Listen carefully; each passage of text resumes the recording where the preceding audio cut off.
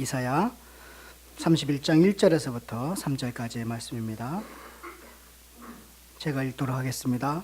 도움을 구하러 애굽으로 내려가는 자들은 화 있을진저 그들은 말을 의지하며 병거의 많음과 마병의 심히 강함을 의지하고 이스라엘의 거룩하신 이를 앙모하지 아니하며 여호와를 구하지 아니하나니 여호와께서도 지레오신즉 재앙을 내리실 것이라. 그의 말씀들을 변하게 하지 아니하시고 일어나사 악행하는 자들의 집을 치시며 행악을 돕는 자들을 치시리니 애굽은 사람이요 신이 아니며 그들의 말들은 육체요 영이 아니라 여호와께서 그의 손을 펴시면 돕는 자도 넘어지며 도움을 받을 자도 엎드려져서 다 함께 멸망하리라. 아멘. 우리 제목을 한번 따라했으면 좋겠습니다. 사람에게 도움을 구하지 말라. 오늘은 이사야 세 번째 시간입니다. 첫째 주에는 이사야의 주제인 하나님만 신뢰하라 라는 것으로 우리가 함께 말씀을 나눴습니다. 둘째 주에는 이사야의 이상한 소명 내용을, 그는 하나님께서 부르심을 받았는데 백성들을 듣지 못하게 하고 깨닫지 못하게 하고 그런 소명 내용을 받았습니다. 그런 소명 내용을 통해서 하나님의 심정이 어떠신지, 때리시지만 자식 같은 이스라엘을 아끼시는 하나님의 심정을 살펴볼 때 우리는 성경을 제대로 읽었다라고 함께 나눴습니다. 이사야서는요, 예수님과 신약성경 제자들이 가장 많이 인용하고 있음에도 불구하고 가장 어렵다고 하는 성경책입니다. 제가 보통 우리가 한 권을 한 주도밖에 안 하는데 이사야서를 지금 몇 주째 하는 이유는 다들 어렵다고 생각하기 때문에 그렇습니다. 그런데 이사야서는요, 이사야서를 알지 못하면 신약 성경을 잘 이해하지 못합니다. 그래서 아주 중요한 성경책 중에 하나이다. 마태복음의 저자인 마태는요, 이사야서를 가장 많이 이용했습니다. 우리 마태복음으로 한번 가보도록 하겠습니다. 왜 이사야서가 얼마나 중요한지, 그것을 알지 못하면 신약 성경을 이해할 수 없는지 그 이유를 우리는 알 수 있습니다. 마태복음 8장 17절 한번 가보도록 하겠습니다. 몇 군데 쭉 찾아볼 텐데요, 확인만 할 겁니다. 8장 17절에 가보면 이렇게 하고 있습니다. 이는 선지자 누구요? 이사야를 통하여 하신 말씀에 우리의 연약한 것을 친히 담당하시고 병을 짊어지셨도다. 예수 그리스도를 통해서 성취되었다. 이사야가 예언한 것이 600년 후에 성취되었다라는 것을 지금 마태는 확인해 주고 있습니다. 이 말씀은 이사야서 53장 4절에 나와 있는 말씀입니다. 우리 또 12장으로 한번, 12장 17절인데요. 12장 17절 한번 읽어보도록 하겠습니다. 시작. 이는 선지자 이사야를 통하여 말씀하신 바 보라 내가 택한 종, 이렇게 18절에 19절 20절에 나와 있는데요. 이 말씀은 이사야서 42장에 나와 있는 말씀입니다. 우리 또 13장으로 한번 가보겠습니다. 몇 군데 쭉 찾아볼 거예요. 확인을 좀 해야 되기 때문에 그렇습니다. 13장 14절입니다. 13장 14절 한번 읽어볼까요? 시작. 이사야의 예언이 그들에게 이루어졌나니 일렀으되 너희가 듣기는 들어도 깨닫지 못할 것이요 보기는 보아도 알지 못하니라. 이사야의 소명 내용, 지난주에 우리 함께 말씀을 들었던 그 내용입니다. 마음이 어두워지면 예수 그리스도가 이 땅에 오셨는데도 보지 못한다. 그 말씀이 지금 성취되었다라는 것을 가르쳐주고 있습니다. 또 한번 가도록 하겠습니다. 마태가 가장 많이 인용을 했는데요. 마태복음 15장 7절입니다. 자, 15장 7절 함께 읽겠습니다. 시작. 외식하는 자들아 이사야가 너에게 관하여 잘 예언하였도다. 일렀으되 이 백성이 입술로는 나를 공경하되 마음은 내게서 멀도다. 이게 이사야서 29장 13절의 말씀입니다. 또 마태복음 21장으로 가보겠습니다. 마태복음 21장 쭉 넘기면서 한번 눈으로 확인했으면 좋겠습니다. 4절입니다. 21장 4절. 이는 선지자를 통하여 하신 말씀을 이루려 하심이라. 일렀으되 시온의 딸에게 이르기를 내 왕이 내게 임하나니 그는 겸손하여 나귀 곧 멍에 매는 짐승의 새끼를 탔도다 하라. 이 선지자가 바로 이사야서인데 이것은 62장 11절의 말씀입니다. 그게 성취되었다라는 것입니다. 또 21장 13절에 또 가보면 그들에게 이르시되 기록된 바 내 집은 기도하는 집이라 라는 것도 이사야서 56장 7절에 기록된 것입니다. 자, 그러면 마태만 이렇게 이사야서를 인용해서 예수님을 통해서 그 예언이 성취되었다는 것을 그렇게 강조할까요? 아닙니다. 다른 제자들도 마찬가지로 그 이사야서를 말씀을 통해서 예수님을 통해서 그 예언의 말씀이 성취되었다라는 것을 가르쳐주고 있습니다. 마가복음 4장 12절 한번 가보도록 하겠습니다. 마태, 마가복음 12장입니다. 학생들도 찾아주면서 쫓아오세요. 마가복음 4장 12절. 자, 함께 읽겠습니다. 시작. 이는 그들로 알지 못하며 듣기는 들어도 깨닫지 못하게 하여 돌이켜 죄사함을 얻지 못하게 하려 함이라 하시고, 아까 말씀을 봤던 이사야서 61장 1절의 말씀, 1절의 말씀이죠. 제가 4장 12절, 그 이사야서 6장 9절 10절의 말씀이고요. 마가복음 7장 6절로 한번 가보도록 하겠습니다. 마가복음 7장 6절입니다. 자, 함께 읽겠습니다. 시작. 이르시되 이사야가 너희 외식하는 자에 대하여 잘 예언하였도다. 기록되었을 때 이 백성은 입술로는 나를 공격하되 마음은 내게서 멀도다. 예, 아까 마태복음에서 확인했던 말씀이고요. 우리 한번 그러면 누가복음으로 한번 가보도록 하겠습니다. 누가복음 3장 하나만 한두 군데만 더 확인하도록 하겠습니다. 3장 4절입니다. 3장 4절 함께 읽겠습니다. 시작. 책에 쓴 바 광야에서 외치는 자의 소리가 있어 이르되 너희는 주의 길을 준비하라. 그의 오실 길을 곱게 하라. 여기서 이사야서 40장 3절의 말씀을 그렇게 인용하면서 그게 성취되었다라는 것을 알려주고 있습니다. 누가복음 4장 17절을 한번 더 가도록 해보겠습니다. 4장 17절입니다. 함께 읽겠습니다. 시작. 선지자 이사야의 글을 드리거늘 책을 펴서 이렇게 기록대를 찾으시니 곧 주의 성령이 내게 임하였으니 이는 가난한 자에게 복음을 전하게 하시려고 내게 기름을 부으시고 나를 보내사 포로된 자에게 자유를, 눈먼 자에게 다시 보게 함을 전파하며 눌린 자를 자유롭게 하고 주의 은혜의 해를 전파하게 하려 하심이라. 이 예언의 말씀이 나를 통해서 성취되었다라는 것입니다. 이사야서에서 600년 전에 예언했던 메시아, 구원자 예수 그리스도가 이 땅에 오셔서 그 예언의 말씀이 성취되었다라는 것을 예언하고 있는 것입니다. 그러니까 이사야서를 알아야만이 신약성경 예수 그리스도가 이 땅에 오신 목적과 이유를 제대로 알 수 있는 것입니다. 자, 다시 한번 누가복음 22장입니다. 누가복음 22장 가보도록 하겠습니다.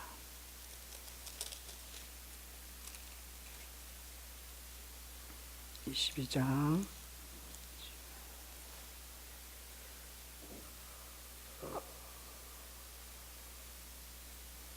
37절입니다. 22장 37절. 함께 읽겠습니다. 시작. 내가 너에게 말하니 기록된 바 그는 불법자의 동료로 여김을 받았다. 한 말이 내게 이루어졌나니 내게 관한 일이 이루어졌습니다. 그래서 기록된 바 이 말씀이 이사야서의 말씀이다라는 것입니다.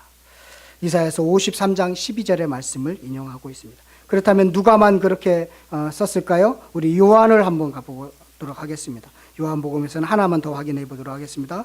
요한복음 1장 23절입니다. 1장 23절 함께 읽겠습니다. 시작. 이르되 나는 선지자 이사야의 말과 같이 주의 길을 곱게 하라고 광야에서 외치는 자의 소리로라 하니라. 이렇게 많은 예수님의 제자들 또 사도행전에서도 이사야서를 인용하면서 그 말씀이 이렇게 성취되어 가고 있다라는 것을 가르쳐주고 있습니다. 여러분 생각해 보십시오. 600년 이전에 그 예언했던 말씀이 지금 한 점도 틀림없이 이루어지고 있다라는 것을 이 신약과 이사야서를 연결해 보지 못하면 예수 그리스도가 이 땅에 오신 근본적인 목적과 이유를 알지 못한다는 것입니다.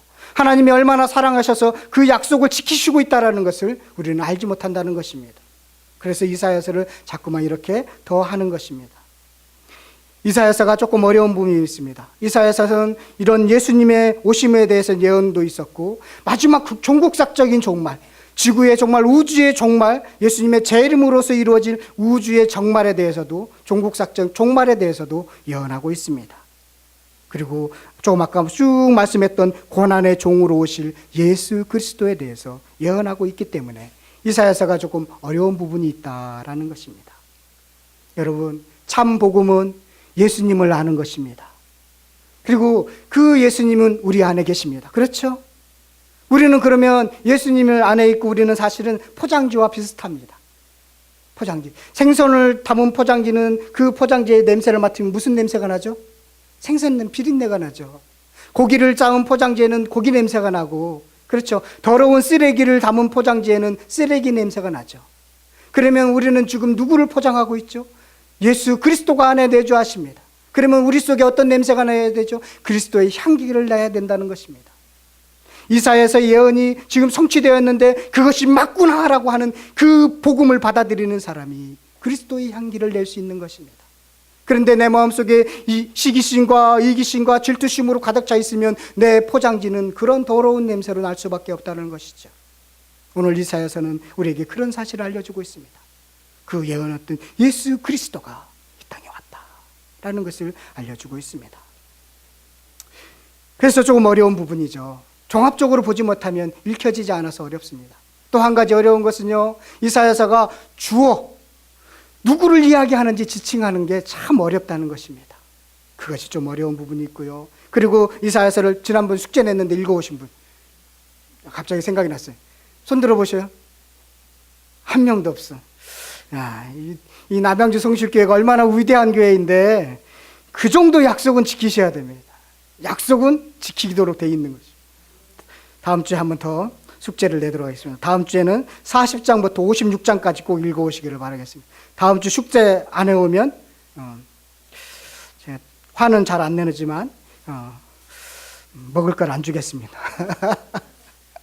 자, 이사야서에는 그날에라는 단어가 반복하고 있습니다. 그날에 읽어보시면 알 텐데 그날에라는 것이 앞에서의 그날과 그 다음 날로서의 그날이 아니에요. 다 특정한 어떤 그날입니다. 서로 연결고리가 없습니다. 그래서 이사야서가 읽는데 좀 어려운 부분이 있다라는 것입니다. 약간 어렵습니다. 자, 우리 한번 지금까지 함께 나누었던 말씀을 좀 정리하면서 넘어가도록 하겠습니다. 이사야서는 전반부와 후반부로 이렇게 나눕니다. 전반부는 1장부터 몇 장까지라고 그랬죠? 몇 장까지? 몇 장까지? 39장. 후반부는 그러면 40장부터 몇 장까지예요? 그렇죠. 66장. 이렇게 해야 대답을 하는구나. 전반부에 두 명의 왕이 등장을 합니다. 아하스 왕과 히스기야 왕이 등장을 해요. 그리고 대적으로서는 아수르가 그렇게 등장을 합니다.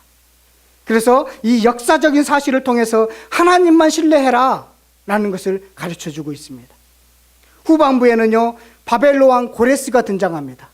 그래서 그 고레스를 통해서 이루어 가실 예언에 대해서 지금 쭉 기록하고 있는데 그 예언이 이스라엘 백성들이 돌아옴으로써 성취되었고, 그리고 완전한 성취는 예수 그리스도를 통해서 완전히 성취되었다라는 것을 예언의 말씀을 하고 있는 것이 후반부입니다. 그래서 전반부와 후반부니 확연하게 차이가 나고 있습니다. 이것을 여러분들 꼭 기억하시기를 바라겠습니다. 성경 공부 잘해요. 공부 잘해. 성경 공부도 못하면 보이지 않는 하나님도 제대로 알지 못하는데 이 땅에 있는 학문들도 어떻게 알겠어? 보이지 않는 하나님을 정확히 알으면 이 땅에 있는 학문은 아무것도 아니거든. 아셨죠? 학생들 아셨죠?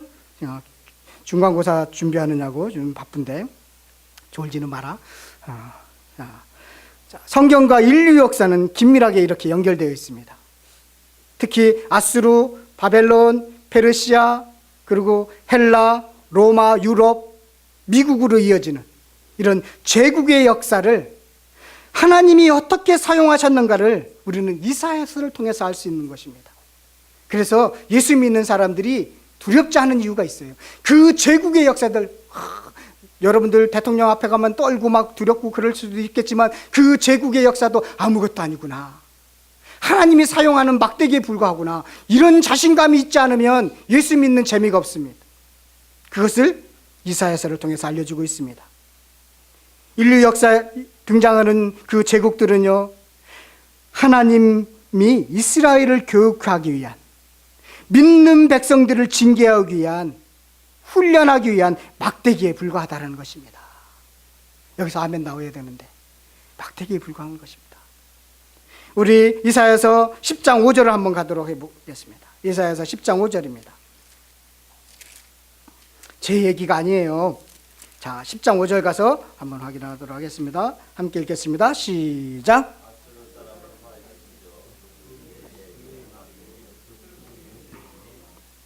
자, 아수르는 제국입니다. 큰 나라입니다.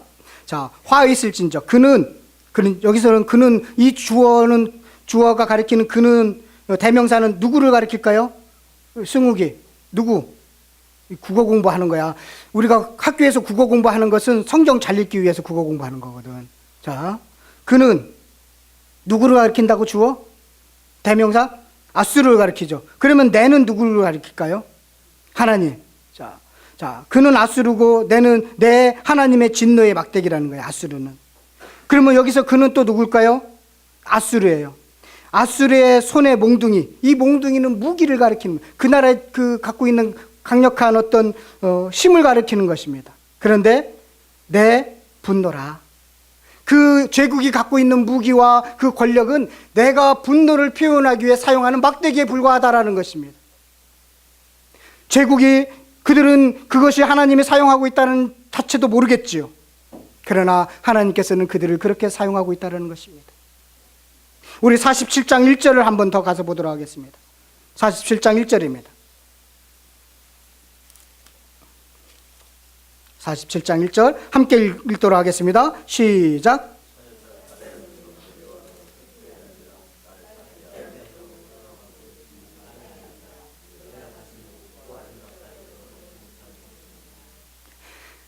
바벨론, 여기서 나오는 바벨론은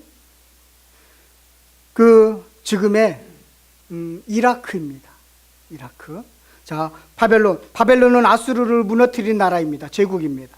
근데 여기서 보세요. 처녀딸 바벨론이여 내려와서 티끌에 앉아라. 티끌에 앉다는 것은 슬픔의 상태인 것입니다. 딸 갈대여 보좌가 없어졌으니 이제 통치권이 없어졌으니 땅에 앉으라. 내가 다시는 곱고 아름답다 일컬음을 받지 못할 것입니다. 바벨론을 아수르를 치기 위한 막대기로 사용했는데 그들이 또한 교만해졌습니다. 우리 다니엘서 보잖아요. 느부갓네살 왕이 내가 천하의 모든 것을 통치하고 있다 할 때 짐승으로 변하는 거 보셨죠? 그것을 얘기하는 것입니다. 교만하니까 다시 그가 페르시아에 의해서 멸망하는 것을 보게 됩니다. 하나님은 아수르를 막대기를 사용해서 이스라엘의 나쁜 버릇을 고치려고 했는데 아수르가 스스로 교만해집니다. 그러니까 아수르를 또 바벨론에 의해서 멸망하게 합니다. 또 바벨론이 또 막대기로 사용했지만 그들은 또 교만해지니까 페르시아 제국을 통해서 그들을 멸망시킵니다. 또 페르시아 제국이 그 하나님의 일들을 감당하다가 또 헬라 제국에 넘어갑니다. 헬라 제국이 로마 제국에 망하게 됩니다. 그들은 이렇게 막대기에 불과했다는 것입니다. 그런데 그 막대기라는 사실을 알지 못한 채 그들이 교만했을 때 망하게 되는 것을 우리는 제국의 역사를 통해서 보게 됩니다.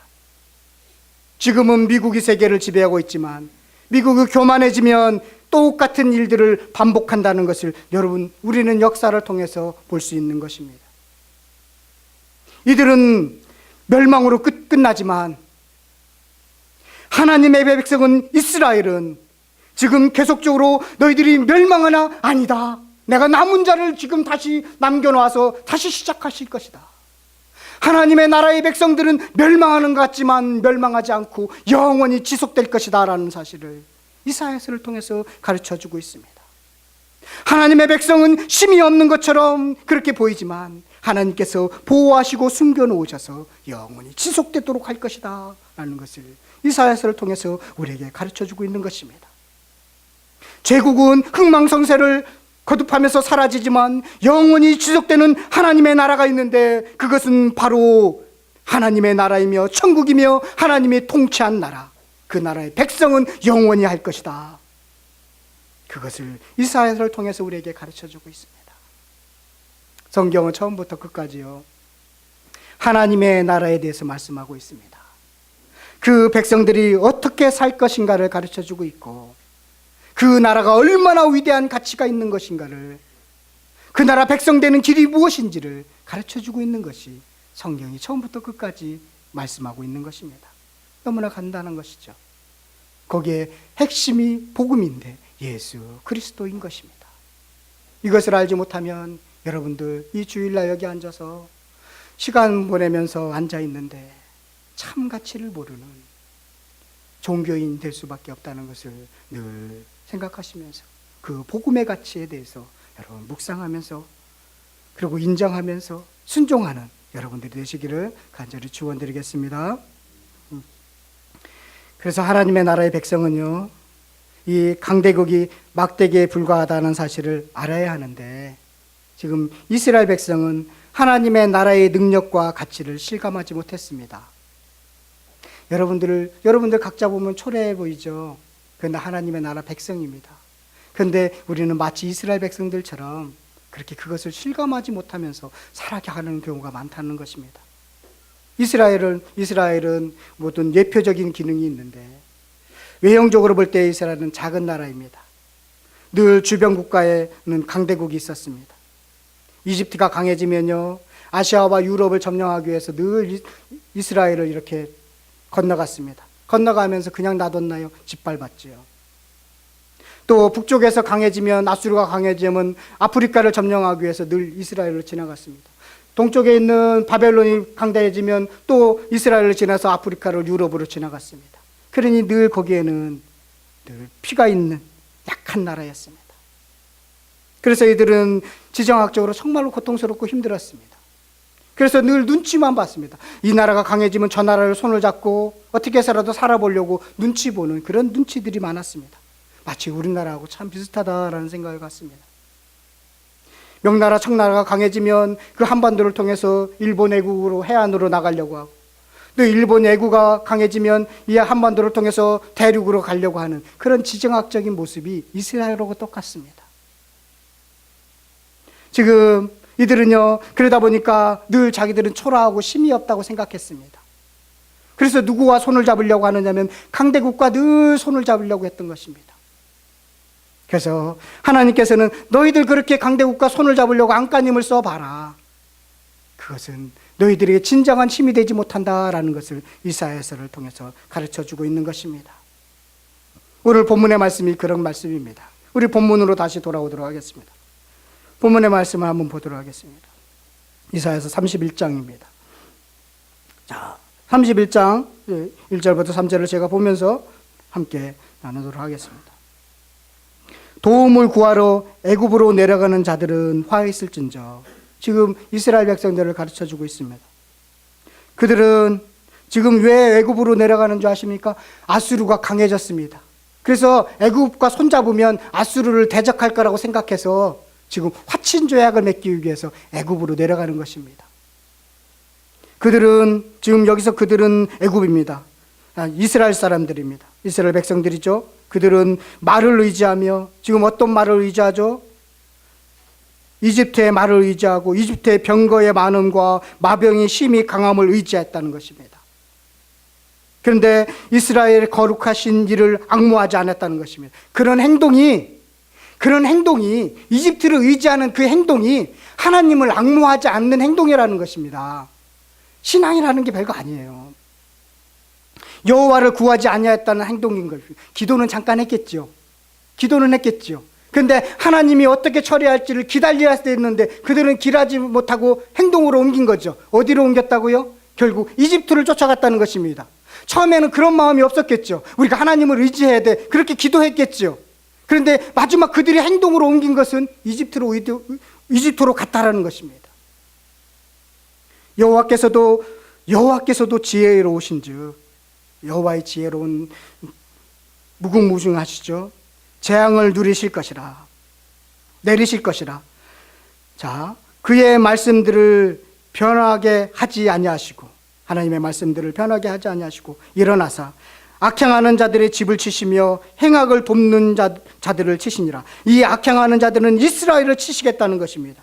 그리고 이 악한 모습을 지금 하는 이집트도 또한 동일하게 치시겠다라는 것입니다. 그러면서 애굽은 사람이요 신이 아닌데 왜 너희들은 그들을 의지하려고 하느냐. 그들의 말들은 육체요 영이 아니라 여호와께서 그의 손을 펴시면 하나님께서 손을 펴시면 돕는 자도 애굽도 넘어지고 또 도움을 받을 자 이스라엘도 엎드려져서 다 함께 멸망할 것이다 라는 것이 지금 우리에게 가르쳐주고 있습니다. 누구를 의지하지 말라고요? 이집트를 의지하지 말라, 애굽을 의지하지 말라고 하는 것입니다. 이 말씀하기 전에요, 누가 고생한 줄 아세요? 이사야가 엄청 고생을 했습니다. 우리 20장 한번 가보도록 하겠습니다. 그냥 지금 이렇게 갑자기 나온 게 아닙니다.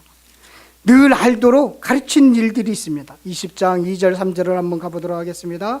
2절 3절입니다. 함께 읽도록 하겠습니다. 그때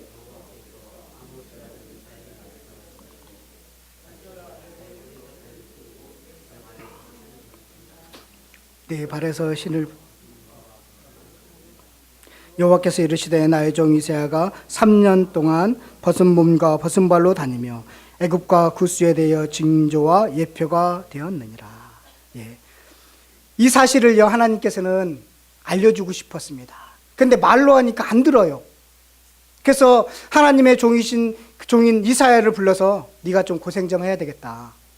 자, 네가 지금 이제 이 모습을 보면 웃두리를 다 벗고 이렇게 통으로 돼 있는데 그들은 옷을 뱃띠를 풀어서 다 벗은 것입니다. 그럼 팬티만 입고 다녔다는 거예요. 팬티만 입고 다니는데 3년 동안 팬티만 입고 다닌 것입니다. 왜 3년 동안 팬티만 입고 다닌 줄 아십니까? 애굽을 의지하면 그들 애굽도 지금 애굽과 구스 이디오피아도 그렇게 망할 것이니까 그 망할 그런 사람들을 의지하지 말라는 것입니다. 지금은 힘 있는 것 같지? 그들 망할 거야. 이들이 지금 그들이 이 포로의 모습, 포로들이 그렇게 입고 다녔거든요. 포로처럼 끌려갈 거야. 라는 것을 이사야를 통해서 행동 예언을 통해서 가르쳐 주고 있습니다. 그러니 뭐 하지 마라? 당장 눈에 보이는 것은 힘 있는 것처럼 보이지만 뭐 하지 마라고요? 의지하지 마라. 라는 것을 가르쳐 주고 있습니다. 백성들이 말을 안 들으면 누가 고생하죠? 예, 성경에 보면 꼭 하나님의 사람, 선지자들이 고생을 많이 했습니다. 에스겔 같은 경우는요, 하루아침에 자기 아내가 죽는 일도 있습니다. 예레미야는요, 결혼도 못했습니다. 너 결혼하지 말라 해갖고 결혼도 못했습니다. 그것처럼 그렇게 몸으로 그렇게 알려졌지만 그들은 그것을 받아들이지 못했다는 것입니다. 여러분, 이사야는 왕족입니다. 그래서 궁궐에도 쉽게 들어갔다 나왔다 하면서 아하스나 히스기야 왕을 쉽게 조언할 수 있는 것은 그가 왕족이었기 때문에 그렇습니다. 여러분 한번 생각해 보십시오. 왕족인데 체면도 있는데 그가 3년 동안 벗고 다녔다고 생각해 보십시오. 그게 쉬운 일이겠습니까? 그럼에도 불구하고 그렇게 가르쳐 줬음에도 불구하고 그들은 하나님을 의지하지 않고 세상을 자꾸만 의지했습니다. 하나님이 통치하는 하나님의 나라의 가치를 모르면요, 세상 나라에 의지하고 사람에게 의지하게 되어 있습니다. 이사야서 30장으로 한번 가보시겠습니다.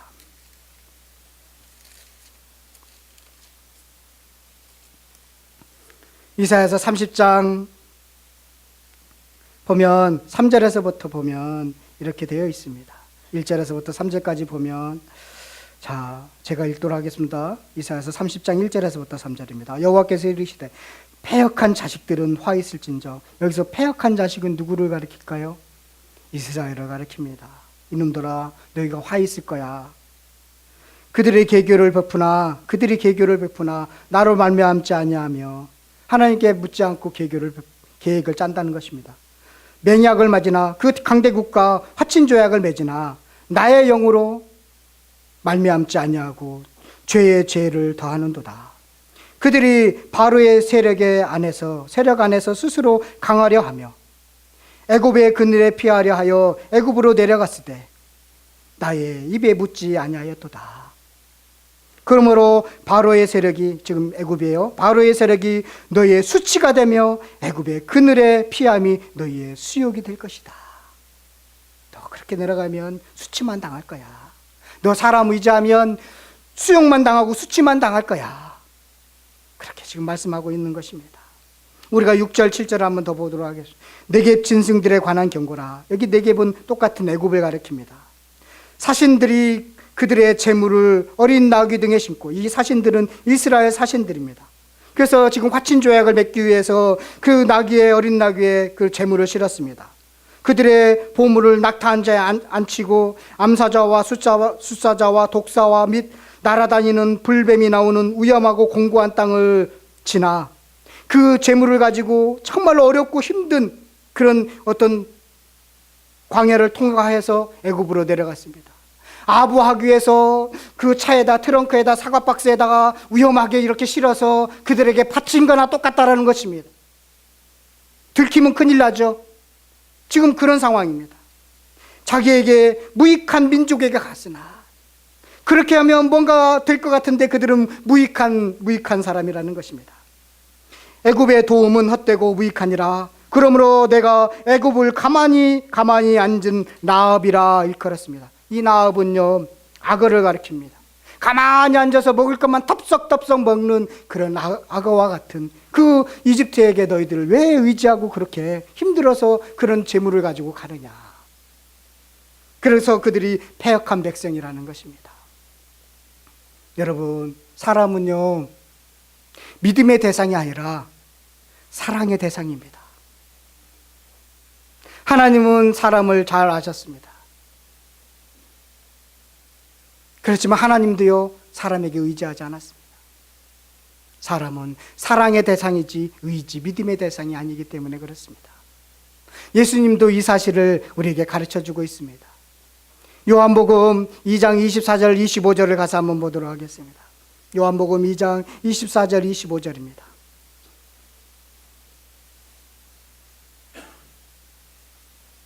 우리 큰 소리로 한번 읽도록 하겠습니다. 큰 소리입니다. 시작.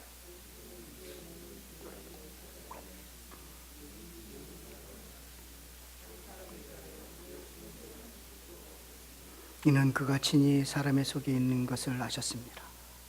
뭐라고요? 예수님도 그들에게 의탁하지 않았다고 그랬죠.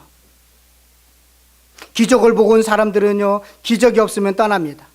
이기적이고 간사한 인간을 예수님은 아셨기 때문에 그들에게 의탁하지 않았습니다.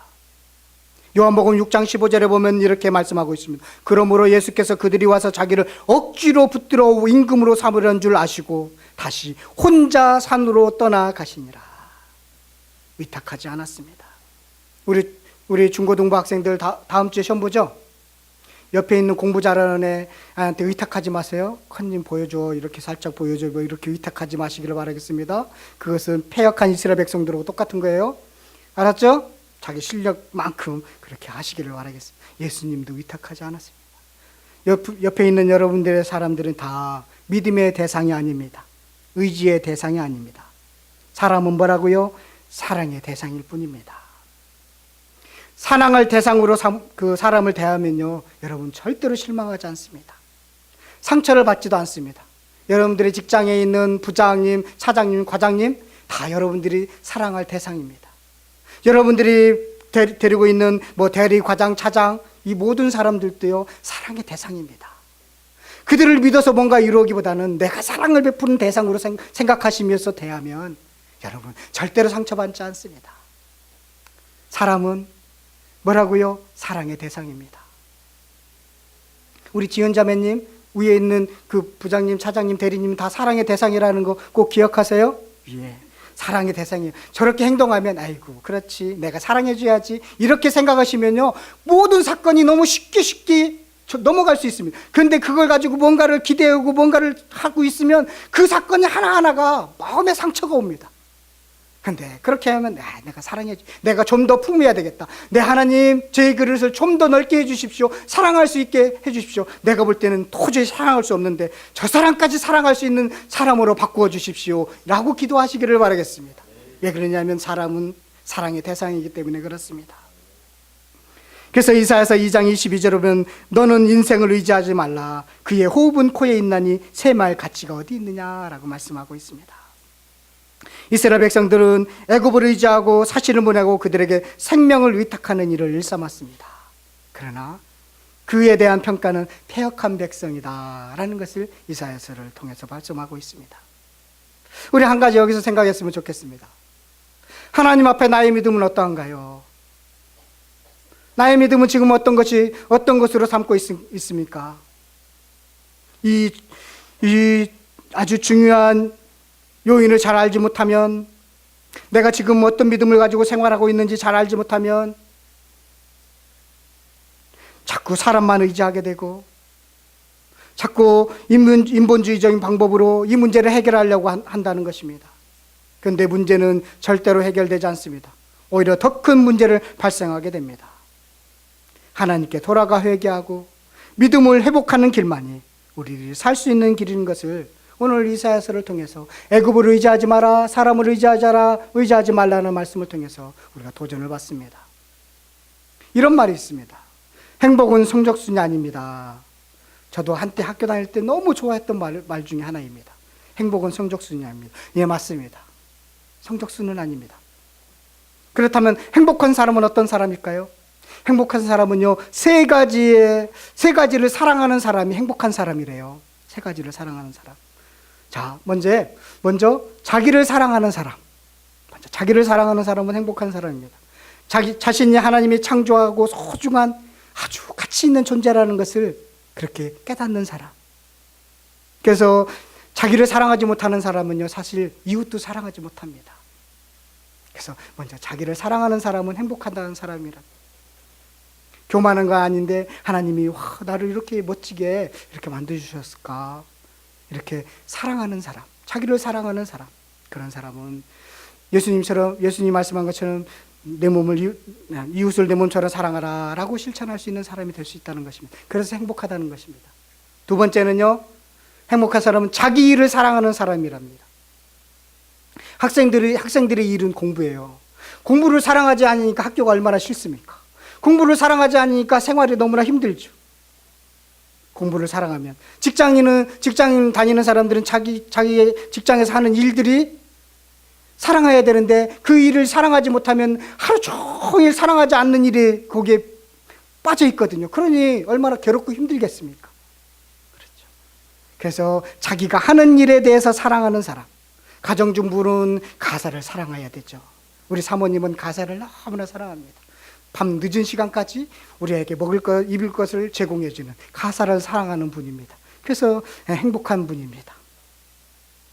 하고 우리 아들이 예화를 자꾸 가족밖에 사용할 수 없어서 그렇습니다. 뭐라고요? 자기가 하는 일을 사랑하는 사람이 행복하다는 것입니다. 마지막으로 행복한 사람은요, 자기가 속한 공동체를 사랑하는 사람이 행복하다는 것입니다. 여러분들이 속한 가정, 여러분들이 속한 직장, 여러분들이 속한 교회 공동체를 사랑하는 사람이 행복하다는 것입니다. 자기를 사랑하고 자기 일하는 것을 사랑하고 자기가 속한 공동체를 사랑하면 그 사람은 행복한 사람이라는 것입니다. 그래서 행복은 성적순은 아닙니다. 이사야가 말하는 행복한 사람은 어떤 사람일까요? 하나님의 나라의 백성은 어떤 사람일까요? 라는 것을 이사야서를 통해서 가르쳐주고 있는데요.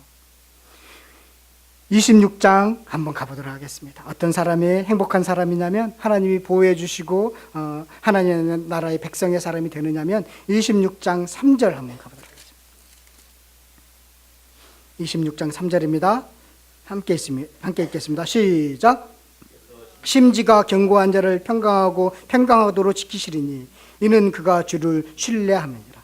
어떤 사람이 행복하다고요? 심지가 견고한 사람. 이 사람들이 하나님이 남겨놓는 사람들이라는 것입니다. 7절을 한번 더 보도록 하겠습니다. 7절입니다. 의인의 길은 정직함이요 정직하신 주께서 의인의 첩경을 평탄하게 하시도다. 정직한 사람을 하나님은 행복한 사람이다라고 가르쳐주고 있습니다. 그래서 하나님께서요, 결론적으로 그 사람들을 남겨놓으시는데, 그 남겨놓는 사람들이 어떤 사람인지 우리 결론적으로 한번 보고 말씀을 마치도록 하겠습니다. 이사야서 33장 15절의 말씀입니다. 15절과 16절의 말씀입니다.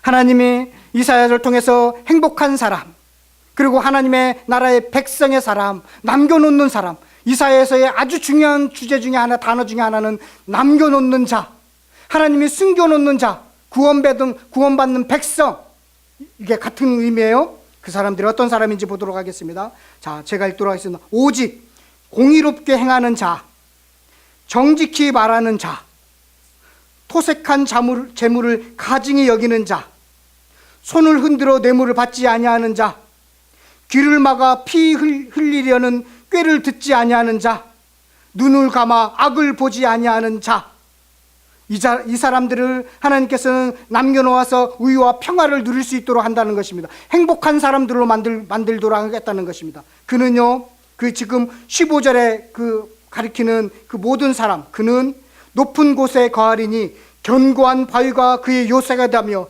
그의 양식은 공급되고 그의 물은 끊어지지 아니하리라. 그러니 어떤 삶을 살아야 어떤 사람이 되어야 되겠습니까? 15절과 같은 사람이 되어야 되겠습니다. 이것이 행복한 사람이라는 것입니다. 여러분, 우리 모두 그런 사람들이 되시기를 바라겠습니다. 그래서 하나님이 쓰시기에 충분한 사람, 그런 사람, 남겨놓는 행복한 사람들이 되시기를 간절히 축원드리겠습니다.